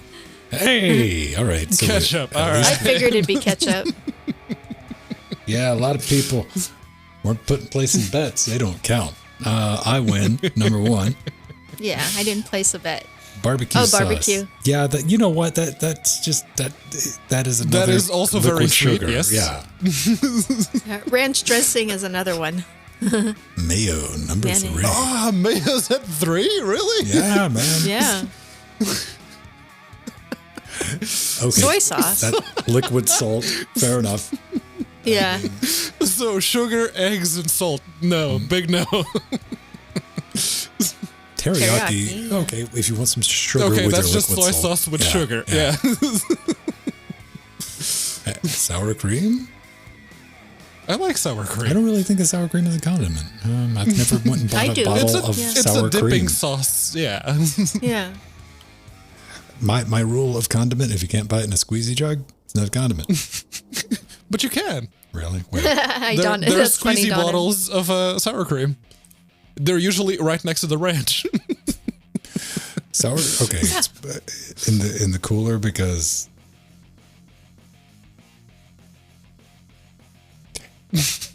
You don't want it to get sour. Well, I'm just curious about this non-refrigerated dairy technology. Because then this brings up the question of, like, is it really sour cream then? You know, Yeah, with a Mir, I had bunch one of those last preservatives, night. But yes. Sour cream is yummy. Syrup. Also, I do... Well, yeah, I guess. Syrup is a Yeah, condiment. maple That's syrup. just Syrup. Is, sugar and water. Yeah. Yeah. Yeah. Honey mussy. I do like honey mustard. Of course you do. That's my favorite type of mustard. Did you give Jill And some it's Why is that dinosaur so far down the list? nuggets and some honey mustard? Yeah. She's good. Jelly. What type of anemic... Don't tell that to the people here because those jams, they don't stay on the shelves for very long. What abomination is that sandwich, man? That's not a sandwich. That's a What? PB&J. PB&J. That with what? Did you rub it against it? Yes. you rub some peanut butter and then you rub some jelly or some jam. There you go. It's not very. They didn't lay it on very thick. It's very thinly laid. That's what I'm saying. That's PB&J Yeah. by osmosis. Oh, yes. It's Yeah. PB&J adjacent. Okay. Yeah. Store-bought salad dressing, so all of them. Oh yeah. Caesar dressing. Okay, that's vague. Greek That includes dressing. a lot of things. They didn't include ranch dressing. That's Yeah, they did. a U.S., especially California. Right there, Joe. Yes. No, well, yeah, It's but encompassed in all Yeah. of them. yeah, it's composted dressing, but it's To which, a lot of if you places wanna have get, it for. like, well, actually, mayo's a dressing. Yeah, it is. That's what it Yes? was designed for. But yeah, ranch is included in lots of our foods here for everything. Yes, from that's French the fries American to onion flavor. It's rings. French. Yeah. Yeah. Ranch yes, grew in the ranches of California. That's the best sauce dressing thing. That's the best one. And I haven't seen one of those bottles in years. Okay. Ketchup replacement. Hot sauce and mustard. Done. Yeah.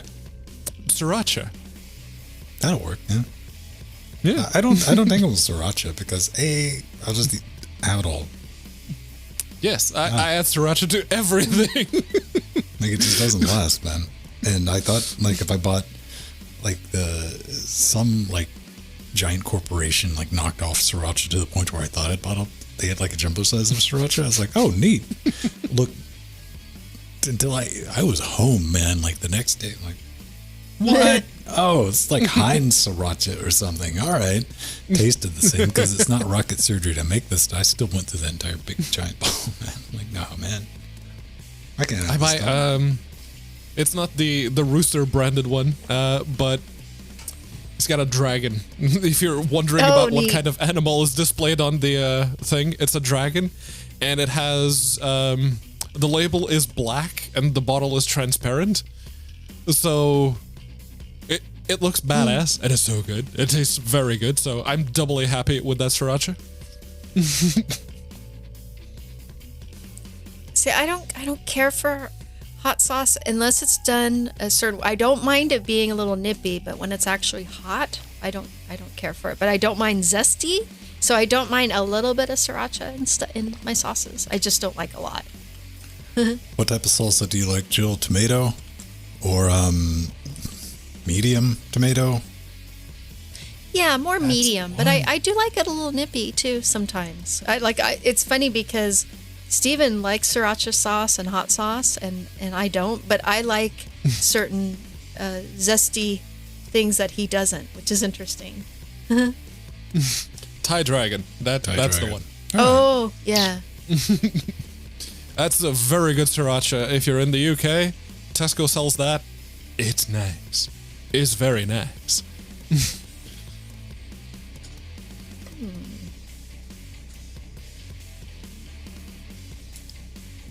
trying to see this hot sauce that I typically buy. Is this it?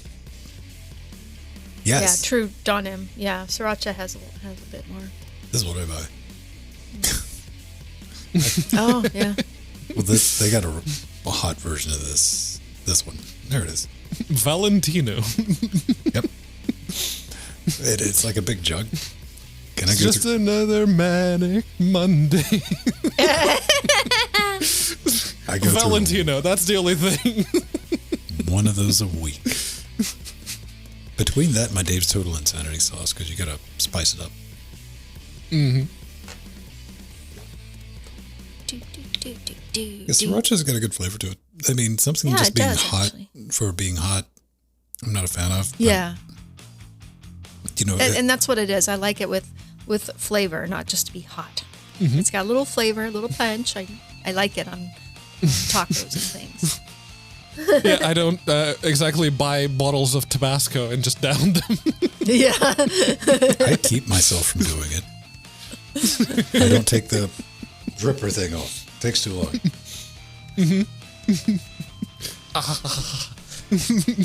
I mean, like pickled jalapenos, man. That's a snack. I'll make myself ill off that if I'm not careful.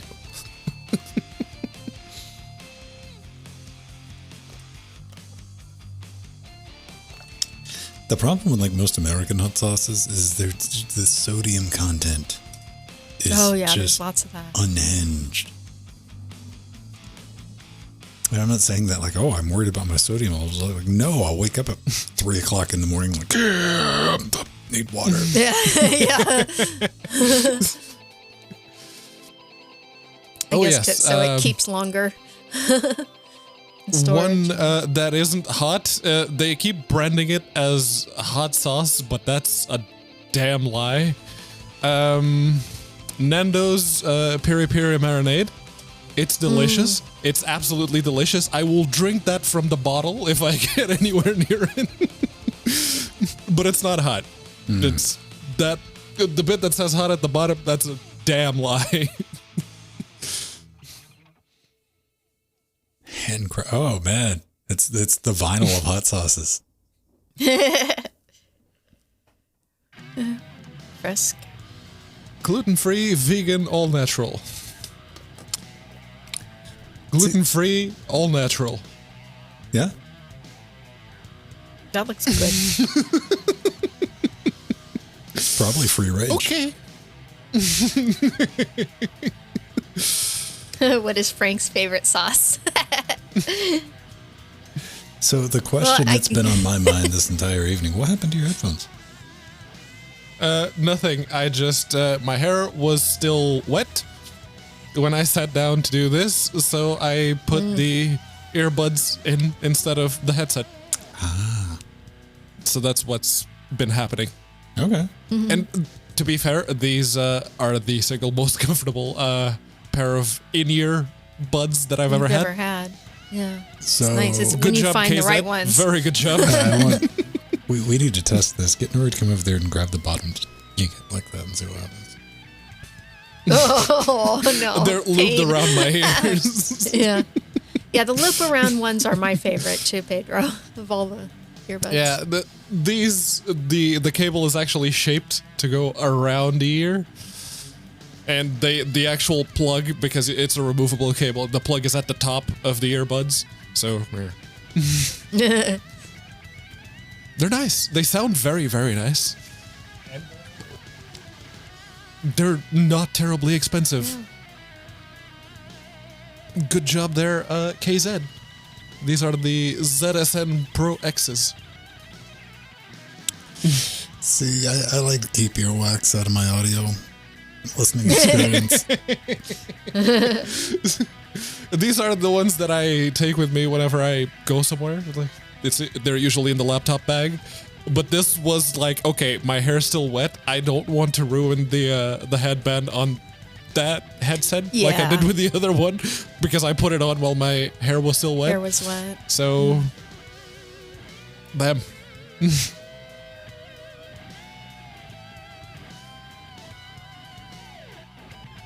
Be like that. They're here. They're nice. fine. I have the K60, so I think they're back in the box. Like backup headsets.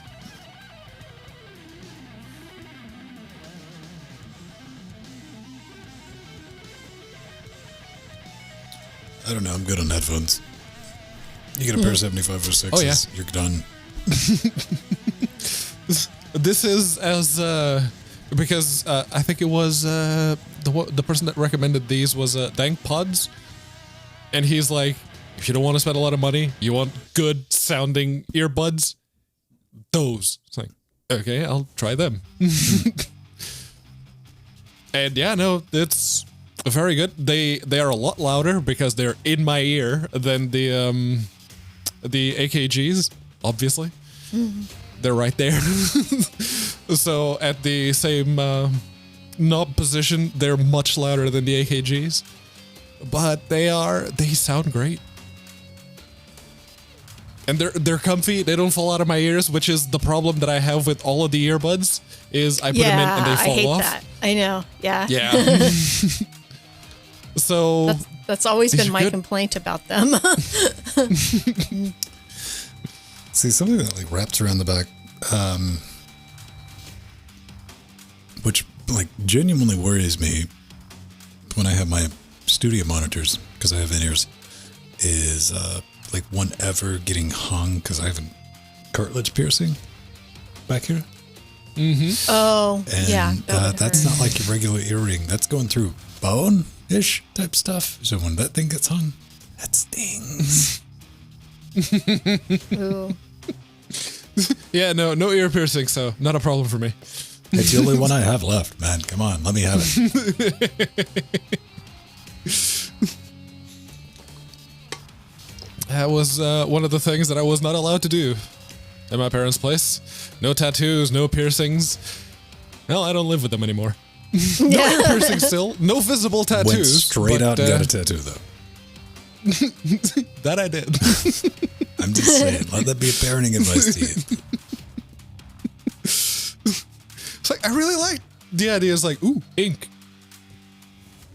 I like he. And then Nori is, as it turns out, very good artist. So it's like, draw that. And she drew it like heavily stylized and whatnot. Took it to the place, let go of 70 euros, and... That's why you got a Pikachu. It's not a Pikachu. Video game related, but not a Pikachu. Sank. No. Absolutely no Sanix. If I ever get another tattoo, I would get the Bowser tattoo.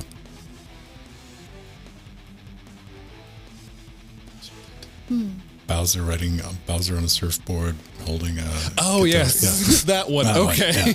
yeah. Thank you, NLZ, for the follow.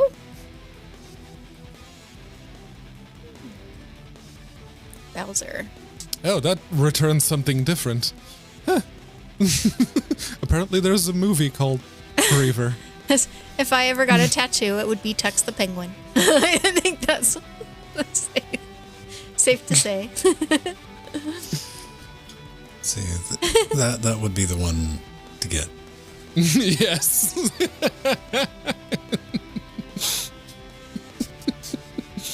Bowser riding a surfboard with a double neck guitar in front of a cross with a happy birthday Rick. Yeah. Yep. Yep. There's Oh, jeez. That was elaborate. No, Bowser, not Bowsette. There's a lot of people with Bowsette inked on them. Yes. That too was a meme for a while there. I don't know. I'm good. Yeah, we gotta get Pedro some earrings. It's fine. It's okay. I don't need earrings. Come on, man. I'll get you like the little fusion earrings. And Hurry's actually asked me, it's like a year ago, give or take. It's like, do you want to get your ears pierced? No. Why not? It's like, not my thing. She's like, fine. She wanted to do it. Yeah, it's just like packs the dress back up. All right, fine. That's funny, Arthur. Frank.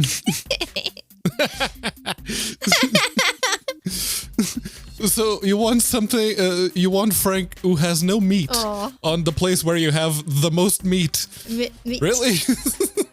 I could give you a, vectorized stencil. Like I have that for the t-shirt. We can make You that can scale it up to whatever size you want, print it out, take it to the tattoo place. Yeah. I'll give everybody a pro tip. If you're ever doing like any type of work in Fusion or 3D applications, animation, save your templates, because I spent the better part of yesterday morning like recreating, because I'm doing a new OBS Linux Basics video. I'm working on that. I'm like, okay, well, I like the one I did with a little green 3D in the OBS logo. I was reverse engineering my own work. How did I do that? You always have to save your assets, Ben. It's not assets. I had the assets, Jill. It's The templates are considered base assets. project with the layers and everything, but pre-baked. Mm-hmm. Yeah. Well, that's a type of asset. Well, I mean, if I was trying to win an argument, I'd say that. Yeah. Assets are templates. That's also my job. in animation. Yeah. You could say art You assets. say because the assets are they're usually configuration files, and that's part of your asset workflow. Like I said, that's one of those things I drill down to if I was trying to win an argument. No, I know that from working in the field. So, yeah, the point is to keep all of your vector animation paths and everything else that you're going to be working with So you and save your assets as well.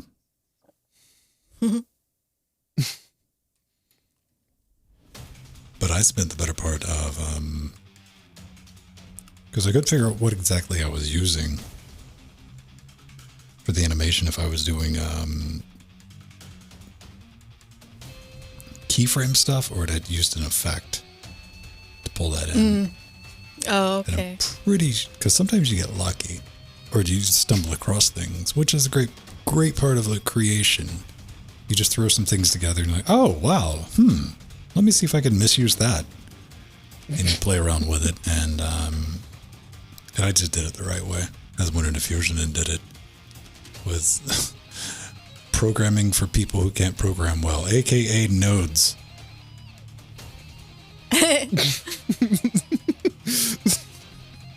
NPM.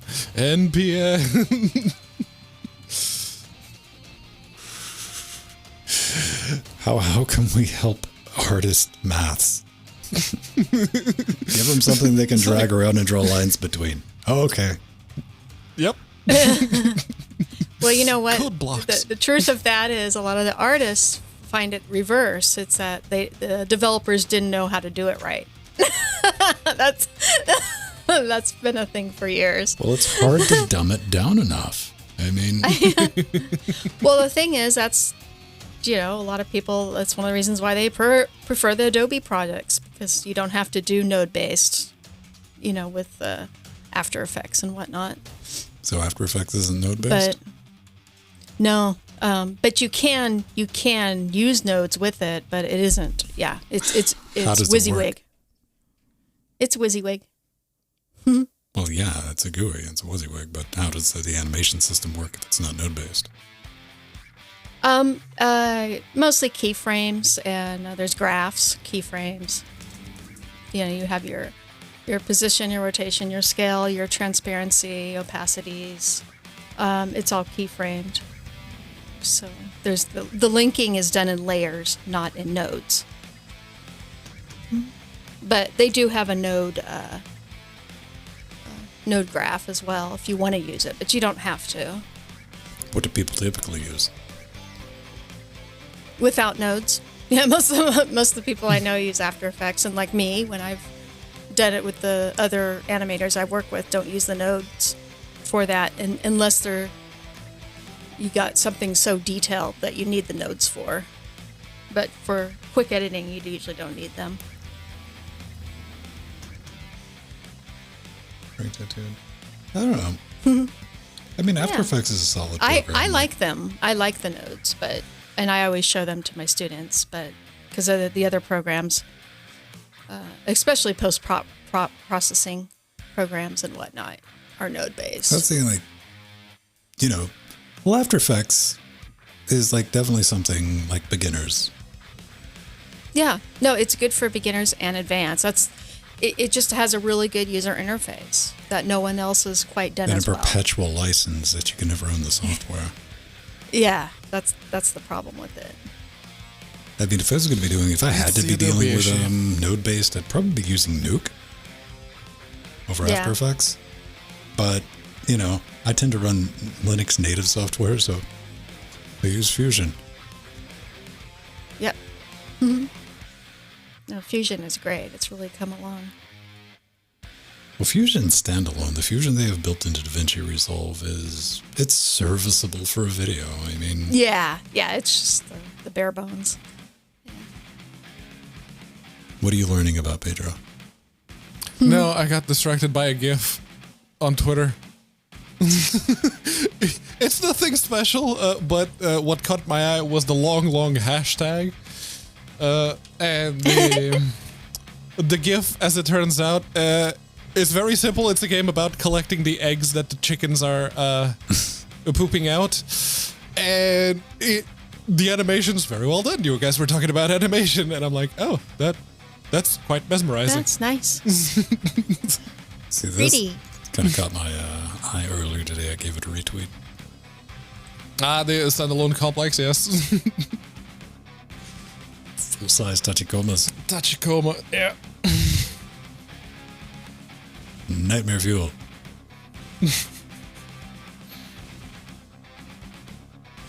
Wolf and Acme's game? I remember those stupid little things. Yes, it is a wolf, but the wolf in this case is a wolf girl because anime. Yeah. Those were fun games. Well, everyone, it is 4:50. Which is one more than Tree Fitty. Yes. Yeah. 21:51 over here. We're going to wrap it up. And I'm going to go do the work thing, the boring part. But it will at least provide things for people to watch and listen to later today. Yeah, definitely.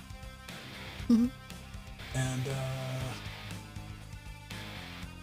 hang on. By Earth Darren. Before we do that, I'm going to go ahead and get a timestamp. Where did I drop that marker? It was cute, man. We had our amateur audio engineers. They're like, that sounded like an X run. That was an X. That wasn't an X run, kid. So it wasn't just me who heard of that. Okay. No, that was a bandwidth dropout. All right. Okay. That might be at 0411. I gotta see. I'm getting better at. You see power down Jitseeks. Yeah. I gotta. Not that it costs any more or less to keep Jitsix running, but it greatly reduces the attack surface when it's not just And the sitting heat. out there. Yes. It's like, hello, I'm a Raspberry Pi on the internet. Well, considering Jitsix is hosted in a data center in New York, it can get as hot as it wants. Yeah, okay. doesn't matter. Yeah, that's right. Now I remember. You don't have a local Jitseeks. You have a cloud one. 921. 29. Okay, these are the two probable places because I didn't clear the markers on the timeline last time, so I have 2 marks. Yeah, no, I heard the bloop, and I looked down at Sotobus. It's like, oh, that was 40 drops right there, so probably I was the only one who heard of that. Let's just... It was a bandwidth bloop. Yeah. So, there we go. Which is always fun because if any of the 3 of us connected get a bandwidth hiccup, it's going to affect everybody. Yep. Such is the ways. All right, everyone. Enjoy the rest of your Fridays. And, It's Wednesday. you do anything tomorrow, Pedro? Let's see. I have to go to the office during the day. But yeah, should be okay later on at night. I know Jordan's taking tomorrow. They're going to do some multiplayer or something. Play around like Orcs Must Die or something. Tomorrow's his birthday. Oh, yes. Yeah. Yeah, what? Or we play some Jordan streams usually a Trackmania. bit late. Well, no, we don't have to go on Jordan's time schedule. Okay. Because I do have to work on Friday, so... Yeah, I just Hi, Becco promised Farm. to step in and do something, so I'll hit you up tomorrow with something. Maybe we'll play some. Me and you haven't played Quake. There you go. Yes, we can play Quake. We'll play some Quake and we just cut the music off. Yes. Sorry, Trent, you're not getting that money. I think that might be what we'll do. That'll be our tentative thing, and we'll have a Quake open to friends. So if you want to pop in, we'll play around. We'll play it on Friendly Fire Nightmare mode, as is tradition. Good times. Because Jordan and I did make a very valiant effort of trying to get Black Mesa Coop working. Jordan set up the server. I tried to join him. We were both stuck outside the map. Oh, yeah. That's right. So the server was successful. It was just whatever the multiplayer mod's doing that wasn't working properly. Yeah. It wasn't feeling it, man. An attempt was made. We might revisit it. Bye-bye. Bye. Bye-bye.